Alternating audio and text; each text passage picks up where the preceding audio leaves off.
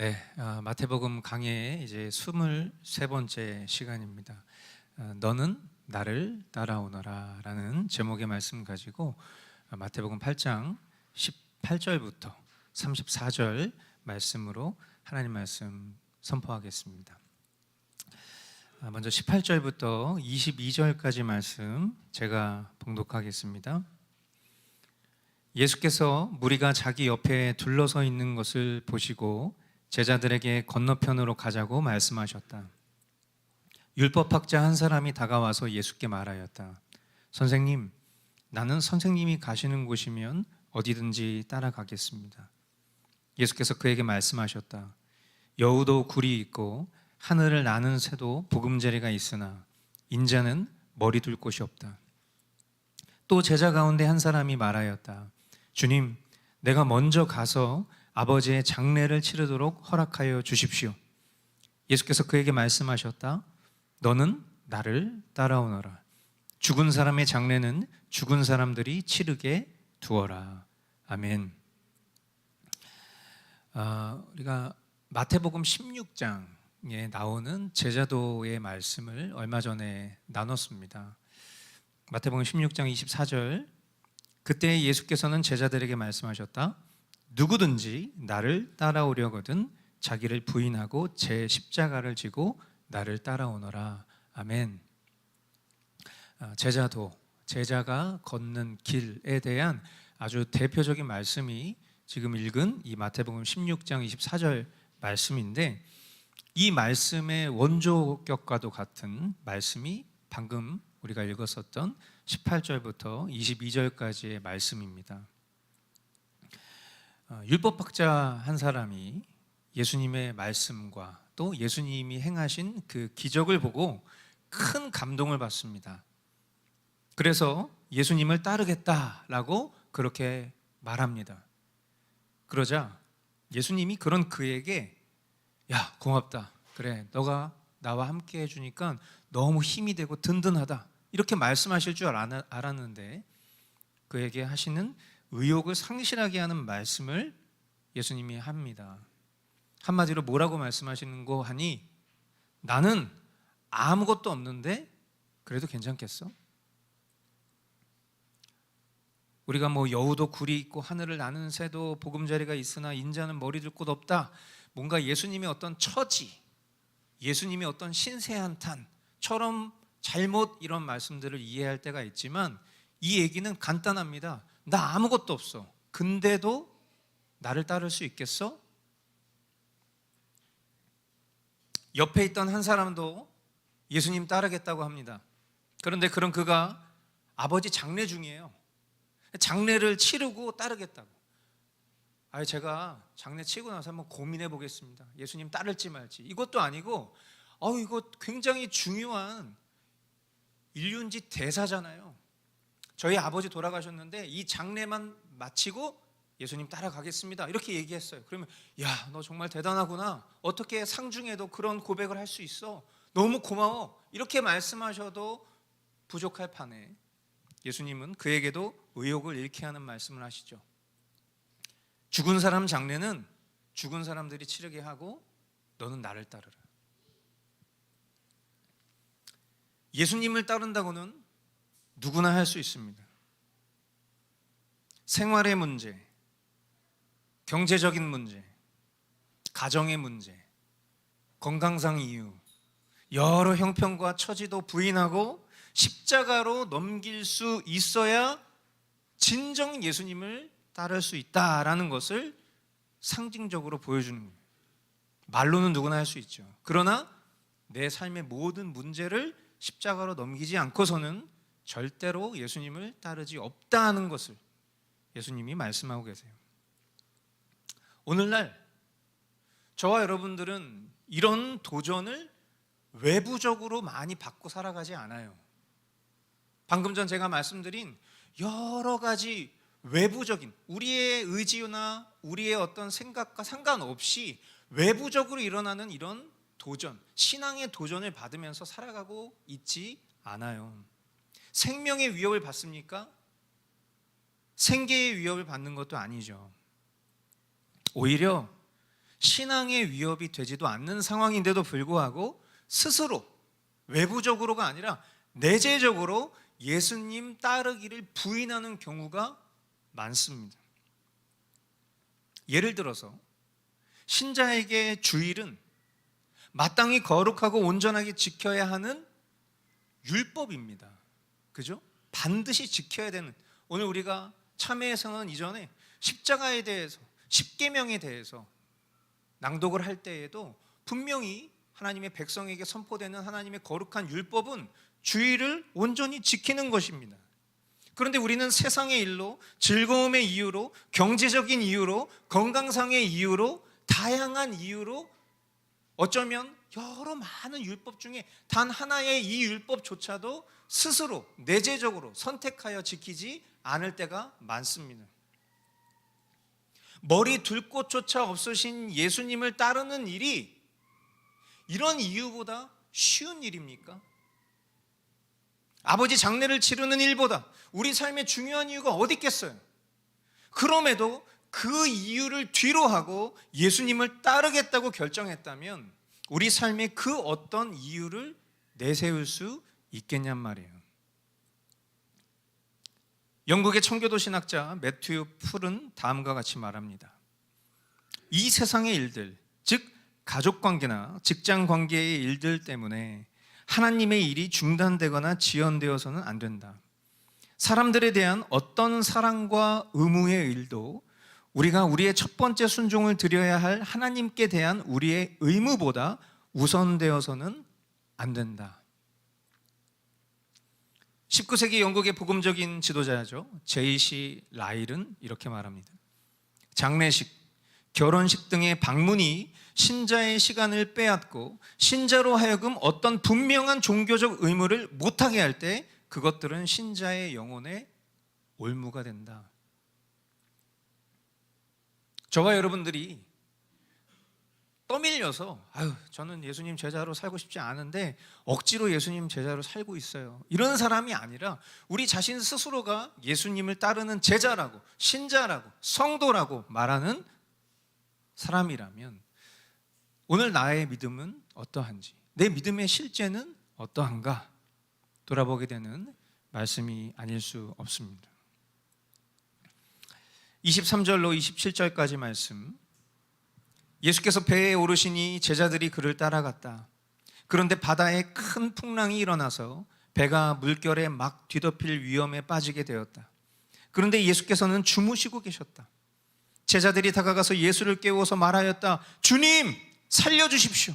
우리가 죽게 되었습니다. 예수께서 그들에게 왜들 무서워하느냐, 믿음이 적은 사람들아 하고 말씀하시고 나서 일어나 바람과 바다를 꾸짖으시니 바다가 아주 잔잔해졌다. 사람들은 놀라서 말하였다. 이분이 누구이기에 바람과 바다까지도 그에게 복종하는가. 방금 읽은 본문은 앞서 봤던 본문과 시간적으로나 장소로 다른 스토리입니다. 그런데 하나님께서 우리에게 말씀하시고자 하는 것은 맞닿아 있어요. 지금 이 장면은 예수님 제자들의 믿음 없음에 대한 내용이죠. 예수님과 무관한 군중들의 아우성이 아니에요. 예수님 제자들이 큰 풍랑이라는 현실 앞에서 두려워 소리치는 아우성입니다. 예수님을 신적인 구주로 믿고 따른다면 우리 삶의 그 어떤 이유가 예수님 따르는 것보다 중요할 수 있고 두려울 수 있겠냔 말이에요. 예수님을 그냥 어떤 좋은 선생님 정도로 따르는 것이 아니라 예수님을 신적인 구주로 믿고 따르는데 그 어떤 상황적인 어려움과 현실의 어려움이 두려울 수 있겠냔 말이에요. 하나님이시니까. 예수님이 우리 삶의 온갖 풍랑을 제거해 주실 수 있습니다. 아멘이십니까? 모든 문제를 해결해 주시고 우리에게 평안을 주실 수 있다는 것을 믿는 사람들이잖아요. 누가? 예수님의 제자들이, 신자들이, 성도들이 말이에요. 그런데 우리가 이 사실을 믿지 않으니까, 또는 잘못 믿으니까 예수님을 따르는 것보다 우리 삶의 문제가, 즐거움이 더 우선순위가 되고 삶에 벌어지는 크고 작은 일들이 우리의 평안을 갉아먹는 속에서도 주님께로 나아오지 않는 것입니다. 오늘 이 말씀을 전하는 저나 또 이 말씀을 듣는 이 자리에 있는 모든 분들에게 간청드립니다. 주님을 따르십시오. 막연하게 생각으로 나는 주님을 따르는 사람이야, 그렇게 착각하지 마시고 그 어떤 보장이 없어도, 예수님 따를 때 내가 얻는 어떤 유익이 없어도 내 삶에 가장 중요하다고 여겨지는 것들도 주님을 위해서, 말씀에 순종하기 위해서 밀어낼 수 있는 그런 산 믿음이 제자의 길을 우리에게 보이는 그런 삶 살아갈 수 있기를 주님의 이름으로 축복합니다. 28절로 34절 말씀에 보면 예수께서 건너편 가다라 사람들의 지역에 가셨을 때에 귀신 들린 사람 둘이 무덤 사이에서 나오다가 예수와 마주쳤다. 그들은 너무나 사나워서 아무도 그 길을 따라다닐 수 없었다. 그런데 그들이 외쳐 말하였다. 하나님의 아들이여, 당신이 우리와 무슨 상관이 있습니까? 때가 되기도 전에 우리를 괴롭히려고 여기 오셨습니까? 마침 거기에서 멀리 떨어진 곳에 노아 기르는 큰 돼지떼가 있었다. 귀신들이 예수께 간청하였다. 우리를 쫓아내시려거든 우리를 저 돼지들 속으로 들여보내 주십시오. 예수께서 가라 하고 명령하시니 귀신들이 나와서 돼지들 속으로 들어갔다. 그 돼지떼가 모두 바다 쪽으로 비탈을 내려서 물속에 빠져 죽었다. 돼지를 치던 사람들이 도망가서 읍내에 들어가 이 모든 일과 귀신 들린 사람들에게 일어난 일을 알렸다. 온 읍내 사람들이 예수를 만나러 나왔다. 그들은 예수를 보고 자기네 지역을 떠나달라고 간청하였다. 아멘. 자, 마가복음 5장과 누가복음 8장이 병행 구절입니다. 이 말씀에 보면 이 사건을 더 자세하게 증거를 하고 있습니다. 귀신 들린 사람이 2명이라는 말은 이 마태복음에만 나와요. 2명의 귀신 들린 사람이 있어요. 마가복음 5장에는 돼지떼의 구체적인 숫자가 나옵니다. 돼지떼는 거의 2,000마리예요. 누가복음 8장은요, 이 귀신의 이름을 말합니다. 귀신의 이름이 군대입니다. 군대 귀신. 여러분 상상해 보십시오. 우리 눈앞에 돼지떼가 2,000마리가 있어요. 그런데 그 2,000마리가 다 내달아서 바다로 자살을 해요. 우리 눈앞에 만약에 그런 광경을 실제로 본다고 생각해 보자고요. 얼마나 무서운 장면입니까? 그죠? 근데 그 돼지떼 안에 군대 귀신이 들어갔어요. 군대 귀신에 휩싸인 돼지떼가 2,000마리가 바다로 다 자살을 하는 장면, 너무 무서운 장면이죠. 그런데 말입니다, 이렇게 마을 사람들이 평소에 길을 다니기 두려울 만큼 귀신 들린 사람 때문에 고통받고 있었어요. 예수님이 이 군대 귀신을 그 요청대로 돼지떼에 보내어서 물리쳐 주셨습니다. 그러면 마을에 잔치가 일어나야죠. 그런데 이 소식을 들은 동네 사람들이 예수님한테 와서 뭐라고 말합니까? 자기네 지역을 떠나달라. 너무 감사합니다, 예수님. 우리가 그동안 이 귀신 들린 사람들 때문에 너무 두려웠는데 예수님이 우리 평안을 주셨군요. 너무 감사합니다. 이렇게 얘기해야 되는 게 당연한 대답일 줄 알았는데 사람들이 몰려와서 하는 말이 당장 지금 이 지역을 떠나달라는 거예요. 왜 그랬을까요?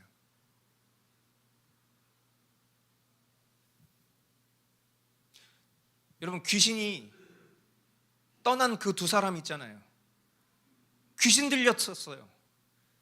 근데 그 안에 귀신이 사라졌어요. 그럼 그 2사람 멀쩡해졌을 거 아니에요. 그럼 적어도 그 많은 군중들 속에 그 2사람의 가족도 있지 않았을까요? 그럼 그 가족들은 와서 예수님한테 고맙다고 얘기해야 되는 게 맞는 말 아닐까요? 근데 사람들이 다 떠나달라는 거예요. 왜 그랬을까요? 한 영혼이 천하보다 귀한 예수님은 귀신 들린 사람을 살려주셨어요. 그 안에 더러운 군대 귀신을 내어 쫓아주셨어요. 그런데 사람들은 영혼이 중요한 것이 아니라 먹고 사는 문제가 중요해요. 돼지떼 2,000마리가 훨씬 중요하죠. 이거 돈으로 한 사람은 얼마야? 그게 중요한 거예요. 그 짧은 시간에 사람들 머리에는 이런 생각했을 거예요. 예수님 때문에 동네 소문 이상하게 나겠다. 예수님 때문에 땅값 떨어지겠다. 예수님 때문에 우리 재산 잃겠다. 이런 생각하지 않았을까요? 풍랑을 잠잠케 하시고 귀신들도 말 한마디에 물리치실 수 있는 주관자시고 병든 사람도 죽어가는 사람도 즉시 단번에 살릴 수 있는 분이어도 내 세상의 일, 즐거움의 이유, 경제적인 이유, 건강상의 이유, 다양한 이유로 예수님을 환영하지 않는 것이 세상이에요. 그런데 세상은 그렇다 쳐도 만일 예수님을 믿고 따른다는 제자가 세상과 똑같이 예수님 대하고 환영하지 않고 그렇게 살고 있다면 과연 이대로 살아도 괜찮겠습니까?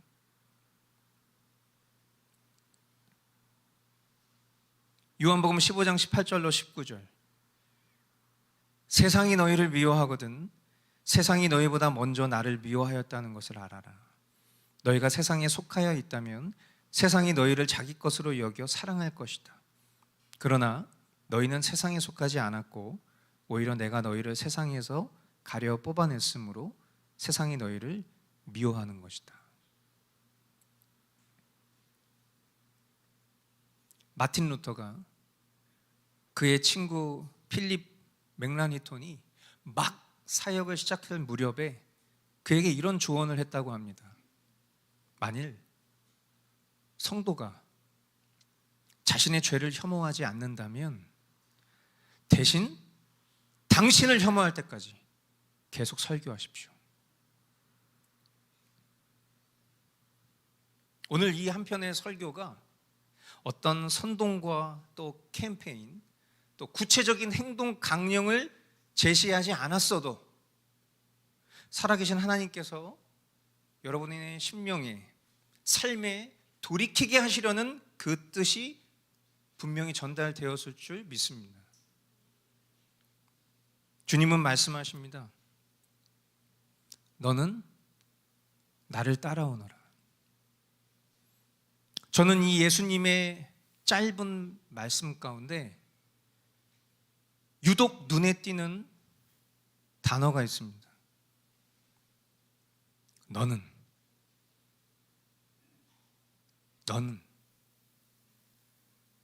나를 따라오너라.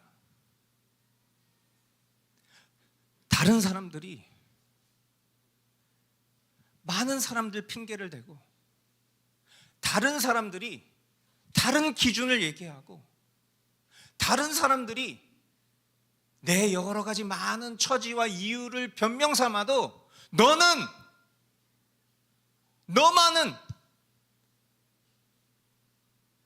나를 따라오너라. 오늘 이 자리에 있는 저와 여러분에게 예수님이 이렇게 간청하시는 소리를 들으실 수 있게 되길 바라요. 세상이 뭐라 해도 남들이 다 그렇다 해도 내가 생각했을 때 괜찮다 보여도 주님이 주님이시니까 말 그대로 주님이 나의 주인이시니까 너는 나를 따르라 말씀하시면 우리는 네 주님 따르겠습니다. 여러분 이 한마디 대답 오늘 주님 앞에 머뭇거리지 않고 하실 수 있게 되기를 축복합니다. 그리고 그 주님이 우리에게 하신 그 말씀에 대한 대답만큼 우리의 삶에 주님의 말씀이 흥황하고 그리고 그 말씀에 순종하는 깊이가 나날이 더 풍성해지실 수 있기 또한 축복합니다. 주님이 가르쳐 주신 대로 순종하며 제자의 길을 걷는 성도의 삶 되실 수 있기를 주님의 이름으로 축원드립니다. 이 시간 오늘 주님이 우리에게 생각하게 하신 그 주신 감동대로 함께 기도하기를 원합니다.